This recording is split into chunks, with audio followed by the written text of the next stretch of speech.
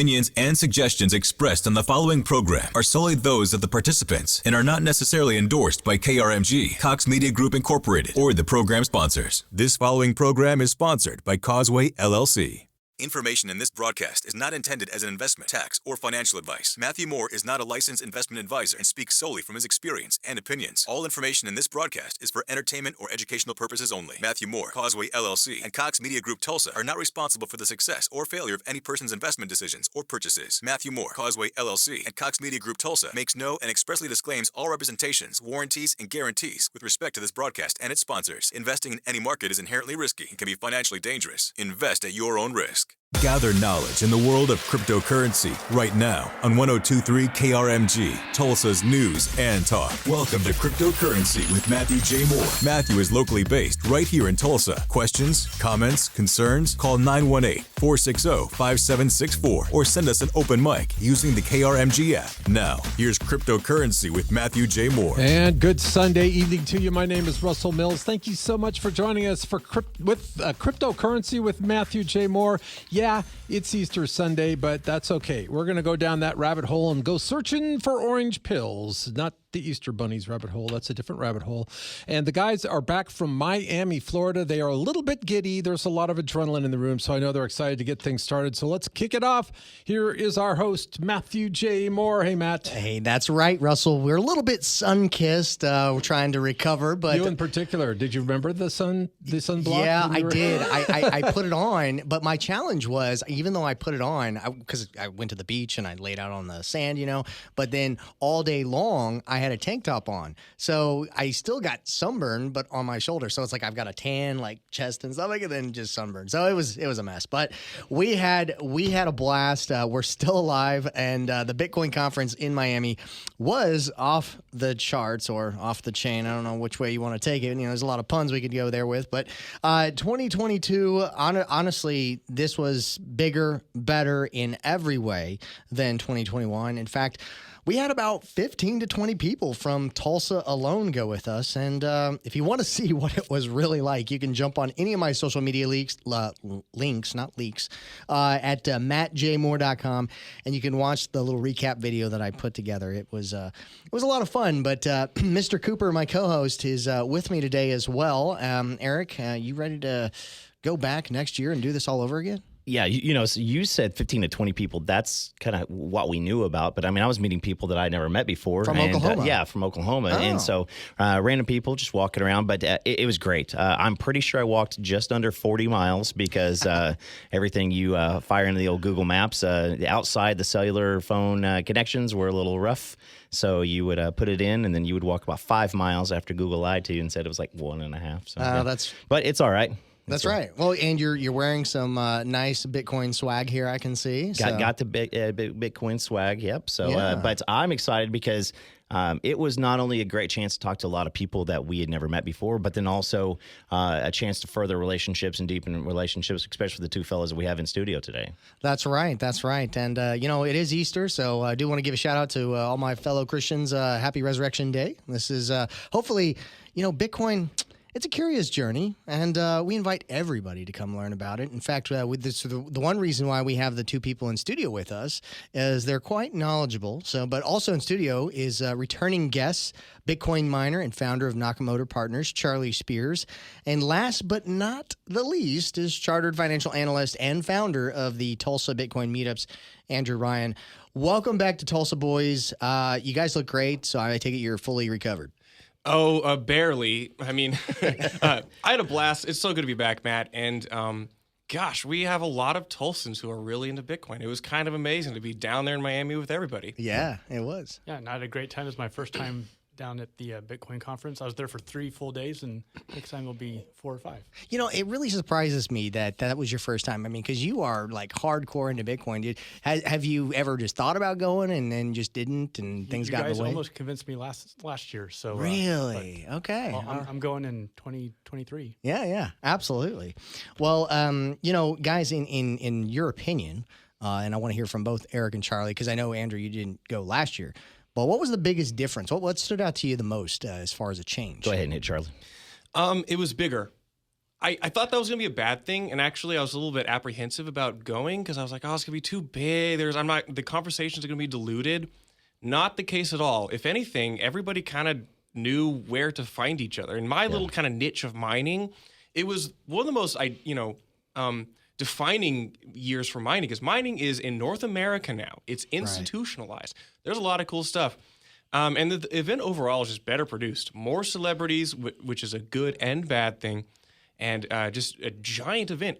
I'm floored by how big this thing was. Oh, yeah. Well, and just to make your point, they had a mining exclusive hangout space and stage. And that's where I was like most of the conference. Yeah. Okay. It was really terrific because you saw more mainstream. Obviously, they kick it off as Serena Williams, Aaron Rodgers, and Odell Beckham Jr. up on stage. And it was funny because I think next year you and I need to be running that conversation because that guy, a little starstruck, but there was all sorts of people there. I mean, it was almost 50,000 people in Miami.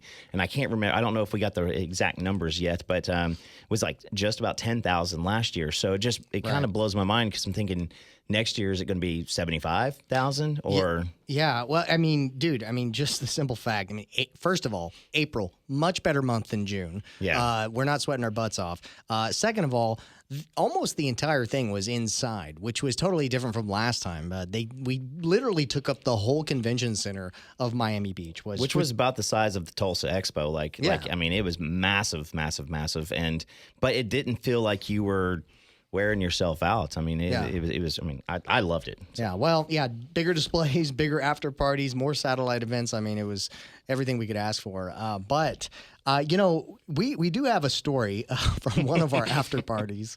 I won't mention the people's names just for security reasons, but we had a big group go out at 11 p.m. to one of the after parties where the DJ Tiesto was performing, and the place was literally packed. I mean, everybody was like sardines, but I spent most of my time on the upper level because I don't like being packed in like that. Mm-hmm. But for the most part, just after an hour of being there, two of the guys that were with us got pickpocketed and lost their phones. And, my general rule is always keep your hands on that stuff when you're in those environments. But after doing our due diligence to try to secure their data and locate the phones, we realized that after talking to security, this was not a targeted attack on Bitcoiners, which we kind of speculated might have been, but it was actually a systemic problem at the venue because Verizon actually, when one of our buddies went to go get a new phone, he was like, so the guy at Verizon was like, "Where'd you lose your phone?"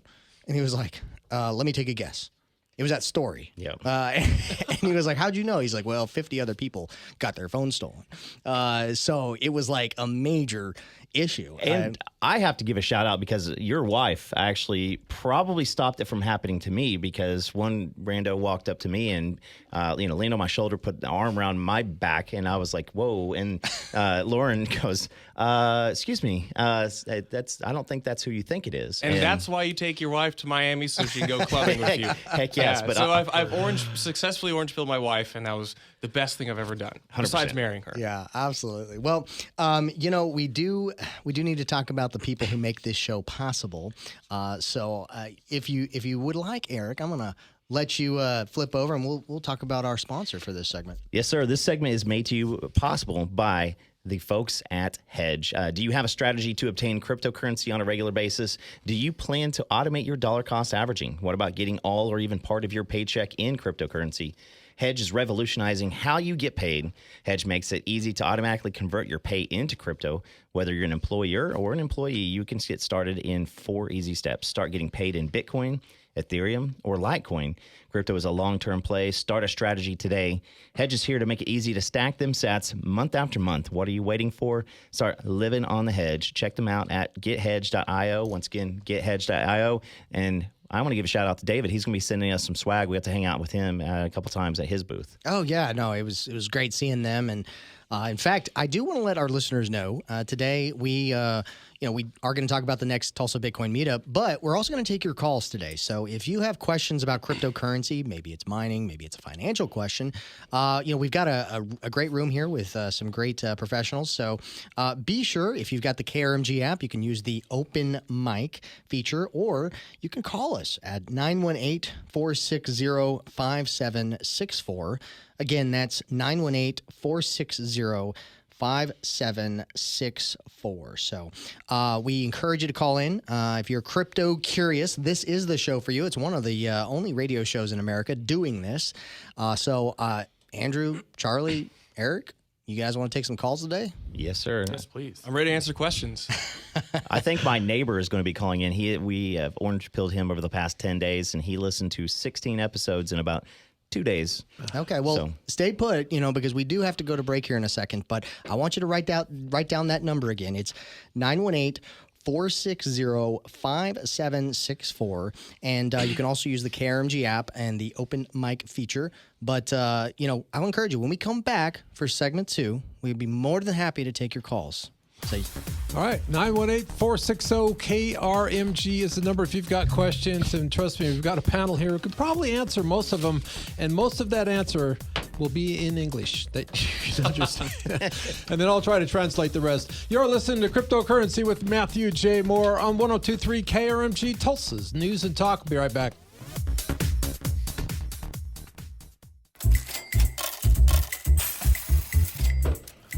Oh, welcome back to Cryptocurrency with Matthew J. Moore. We are live in the big city of Tulsa on an Easter Sunday evening. Thank you very much for joining us tonight. The guys are willing to take calls tonight. So if you've got a question about cryptocurrency, blockchain technology, NFTs, and if you don't, wow, I want to meet you because even these guys have a few unanswered questions in the world, but not many. And that's why they're here to answer those questions for you. The phone number, 918-460-KRMG, 460-5764, and the don't hate the 918 area code. And now our host, Matthew J. Moore. Hey, Matt. Hey, guys, and hello, Tulsa. Hello, world. If you are crypto curious, maybe you're fascinated by Bitcoin, maybe you got questions, this is the show for you. We try to bring on some phenomenal guests, create some great panels as well. With me in studio is my co-host, Eric Cooper.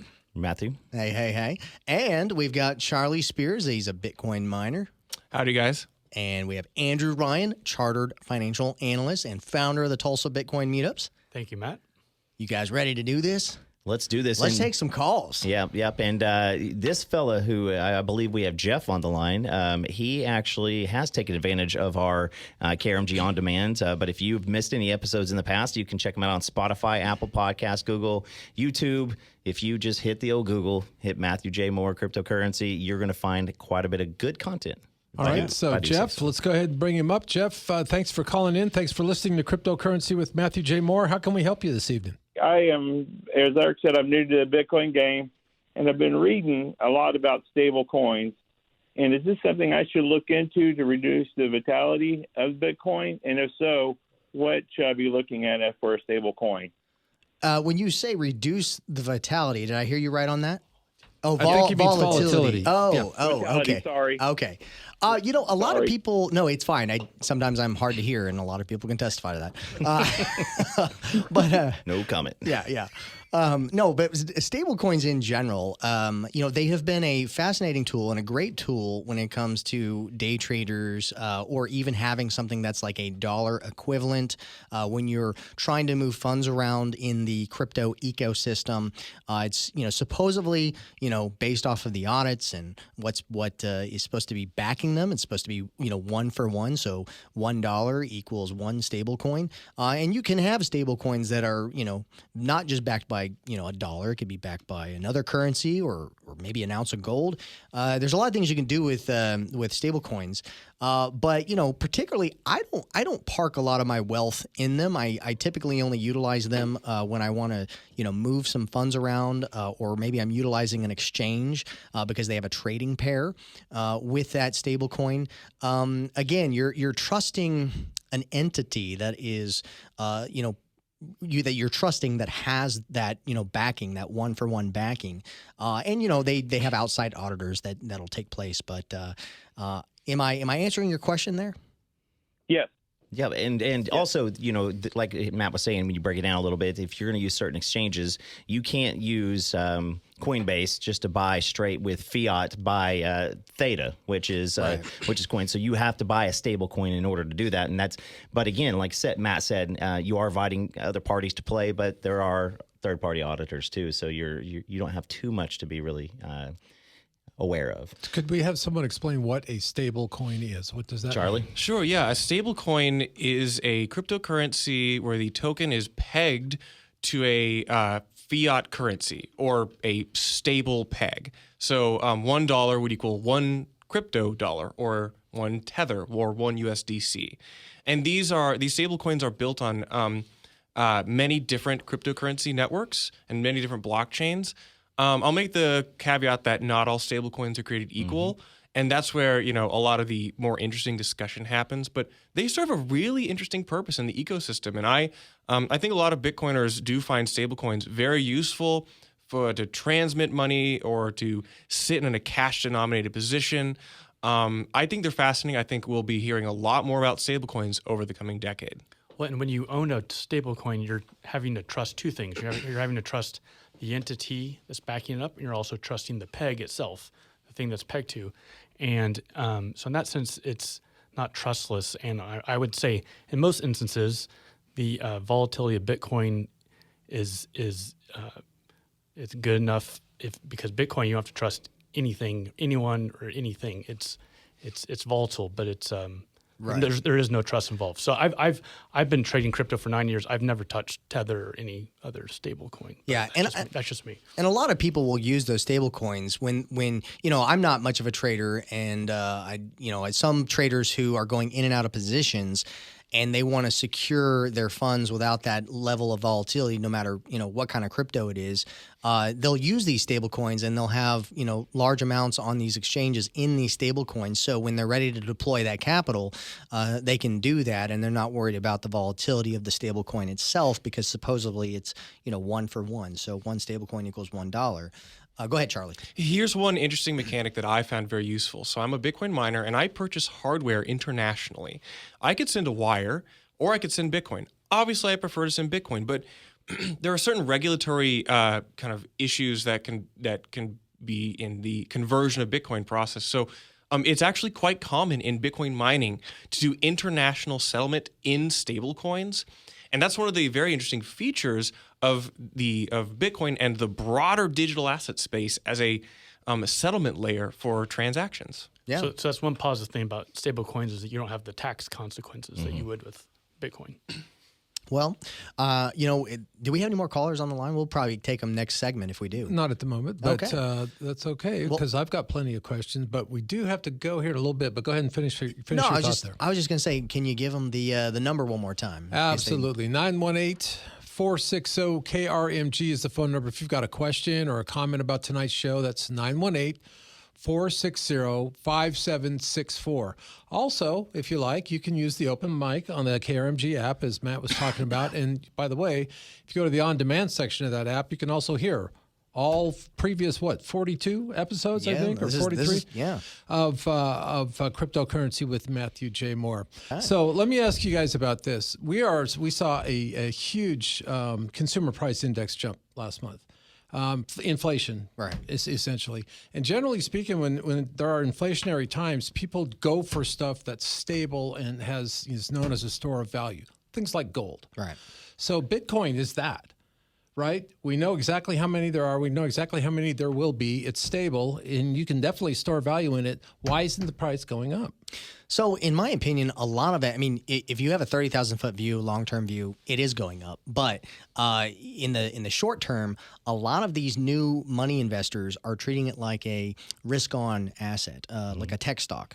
And I think it's a misunderstanding of how they're, classifying that asset. But anybody else want to speak to that? Well, Bitcoin 2 years ago it was 1/4 its price. It right. basically pretty consistently has doubled every year, which is shocking. It's really hard to wrap your mind around. Right. It. But it does that. But it's very noisy for sure.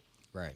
So I think I read an article on CoinDesk that was saying really the main issue is not enough people are familiar with it, which is exactly why you guys are doing this show right now, is to get more people involved in it. But if what you're talking about happened in Miami, if that's enthusiasm, sort of spills back out into the entire country of those, you said 50,000 people? Yeah, and what's surprising, I think it's estimated that about 2% of the population is in cryptocurrency right now. So even though there was like 50,000 people in Miami, we're still a small portion of the population. Yeah, Russell, there were literally several different exchanges that you went in and they would scan and give you $10, and I believe I made about $80. My wife and I got $200 in Bitcoin from some QR code in the crowd. It was wild. Yeah. So they're just giving away money at the adoption. Bitcoin conferences. All right. Well, I don't know if they'll be doing that at the next Tulsa meetup, but we've got the guy who started the Tulsa meetup. He's here. We'll be back after the news and weather. You're listening to 102.3 KRMG, Tulsa's News and Talk.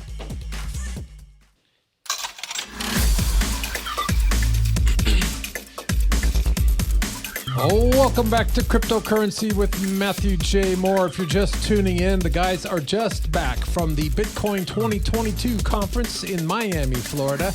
And meanwhile, they're getting ready for the next Tulsa Bitcoin meetup right here in good old T-Town. We're also taking calls tonight, so if you've got questions, and give us a shout. 918-460-KRMG. That's 918-460-5764, or hit the open mic on the KRMG app and talk to us that way. And the guy you're going to be asking that question of, well, he's sitting right over here by me. His name is Matthew J. Moore. Hey, Matt. That's right. Always expect more, okay? Okay, enough with my dad jokes. Welcome back. If you're crypto curious, you're here at the right place. One of the few radio shows doing this, talking about Bitcoin and cryptocurrency. And in studio with me is none other than my co-host, Eric Cooper. Eric, you ready for another segment? Happy Easter, Matt. I appreciate this. You know, when you said you want to do an episode on Easter, originally I thought my family is going to be in the way, but I'm happy to be here as always. And we're going to do something on Tuesday night. That's right. That's right. In fact, in order to share what's going to be happening, we've got a Bitcoin miner, Charlie Spears, and a chartered financial analyst, Andrew Ryan. And no, it's not Ryan Andrew, like I mistakenly put in my text messages. Well, that's a long story. I'm not going to go down that rabbit hole. Guys, tell us about the next Bitcoin meetup here in Tulsa. So if people want to come out and have fun and learn with us, they can. Well, I created the Tulsa Bitcoin Meetup about 2.5, 3 years ago, and we're having our next meeting in 2 days, on Tuesday at 7 p.m. at Neff Brewing, and that's right next door to the Box Yard downtown. And it's going to be sponsored by someone Charlie knows. Yeah, we're getting a nice oil and gas media outfit called Digital Wildcatters to sponsor this meetup and maybe more. And the content this month is we're going to talk about how to set up a Bitcoin wallet.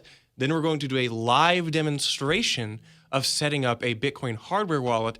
And then on behalf of Digital Wildcatters, we're going to give away one of these hardware wallets. So come, learn, get a hardware wallet, meet other Bitcoiners. And, first round is on Digital Wildcatters, so free drinks. Okay. You heard it first from KRMG, Cryptocurrency with Matthew J. Moore. And I was going to ask Russell, do we have any callers?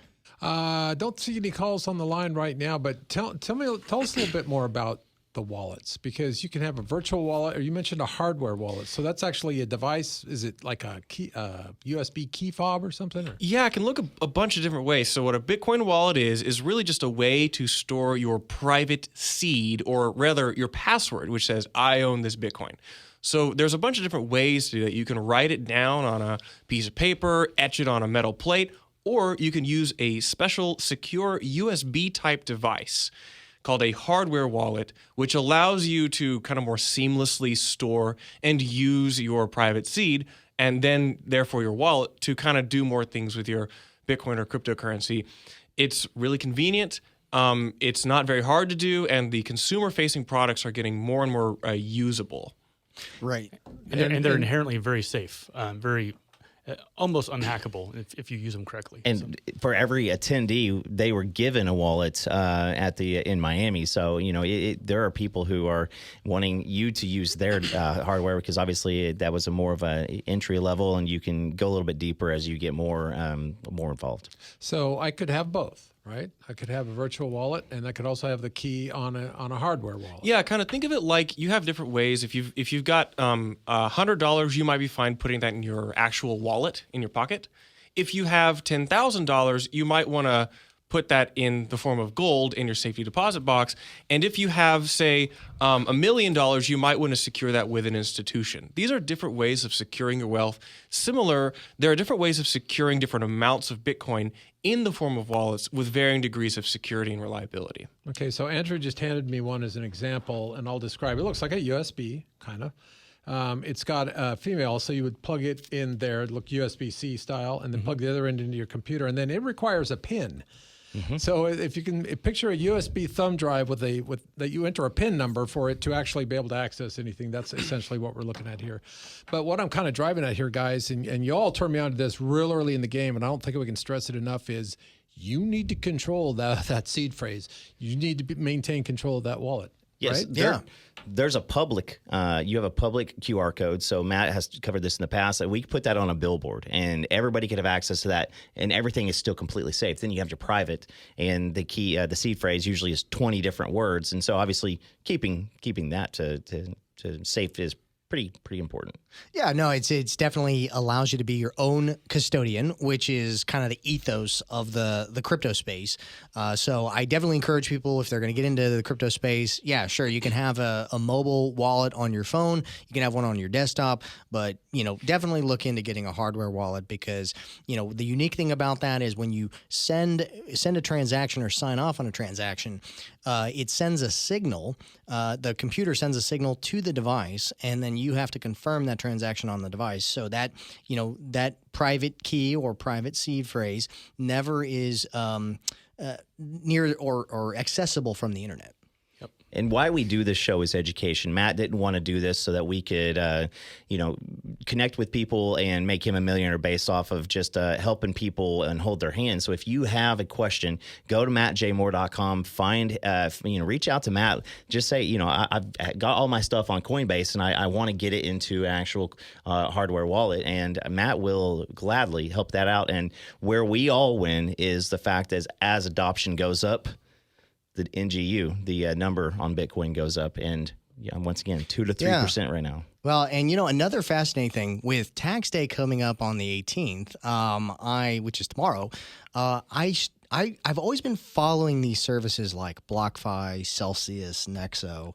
And I wanted to kind of get your guys' thoughts on this. But instead of selling your cryptocurrency to pay for taxes or pay taxes, you could borrow against your cryptocurrency, and you could use those funds to, pay for real world items.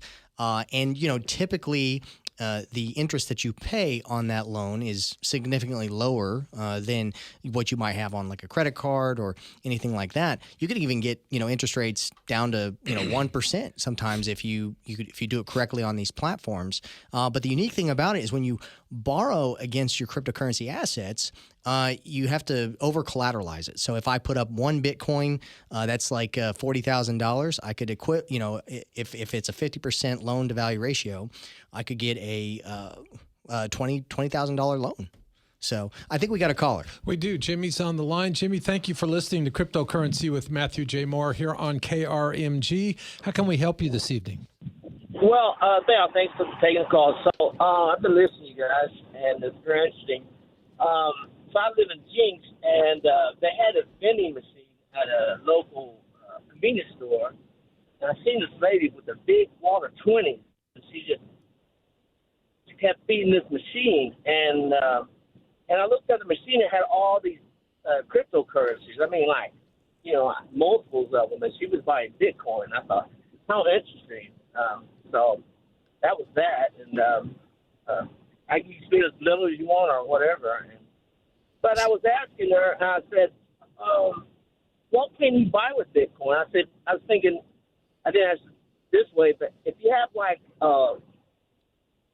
all those 20s in your wallet and you want to go shopping, what could you actually buy with Bitcoin? If you just went out for the day, and it's like, okay, I'm gonna go use my Bitcoin and buy me some stuff. What can you actually buy? So to answer that question, you can buy stuff. I mean, there's plenty of things like, overstock.com that will take payment in that, and then you could buy a Tesla. There's, plenty of websites that you could buy goods and services with cryptocurrency. But in the case of Bitcoin, I actually discourage using it as a medium of exchange right now, just because when money, when something like Bitcoin is becoming money, it goes through these evolutionary phases where first it's a collectible, then it becomes a store of value, then it becomes a medium of exchange, and then a real measure of wealth. But we're just now entering this store of value phase, and I most certainly don't want to be the guy that ends up buying 2 pizzas for 10,000 Bitcoins just to discover years later that it has appreciated so much in purchasing power. I'd be kicking myself. Now, with that said, it doesn't mean that Bitcoin won't get to that point eventually to where it'll be used on an everyday basis for a medium of exchange for goods and services.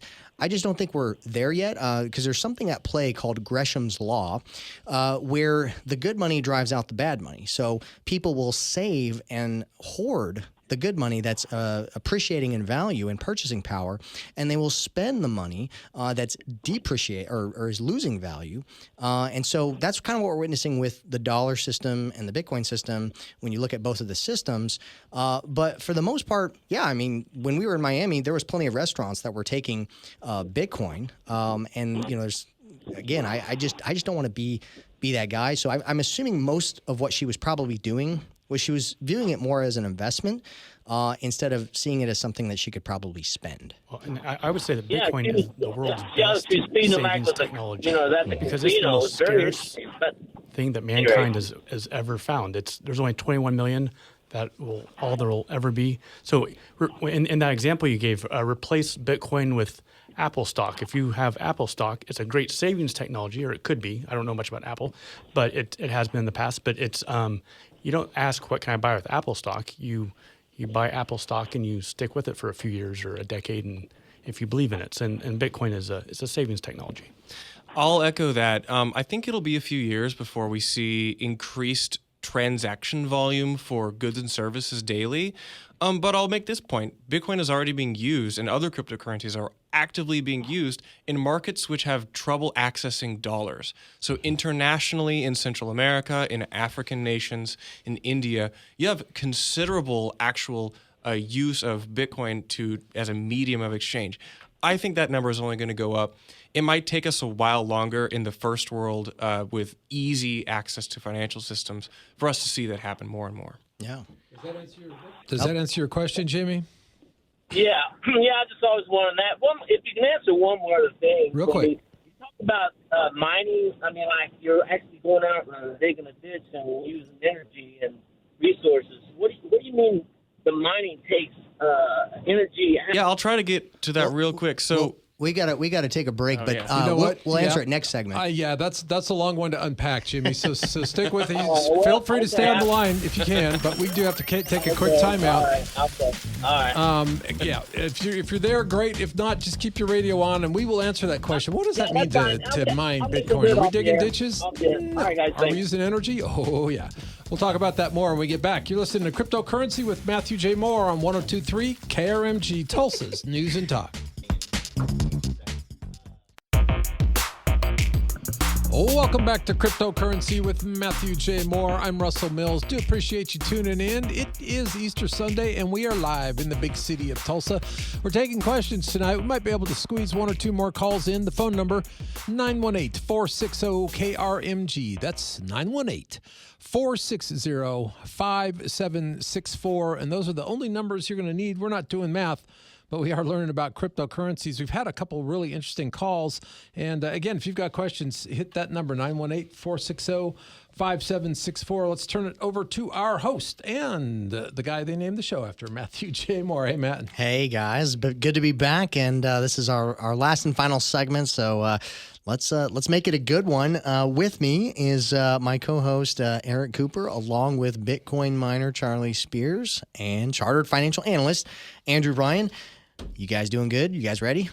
Let's do this. Let's do this. Going good. Charlie, knock out the mining conversation. Obviously Jimmy had a great question, and if you have not sat down, mining's not a 22-second answer to where you can have full understanding. Yeah, it's kind of hard. I mean, I was in Bitcoin for several years before I even began to wrap my head around what mining is. So it's kind of hard to explain because there's no real-world analogy or no historical analogy. Basically, in order for Bitcoin to remain decentralized, there has to be some kind of mechanism to maintain that.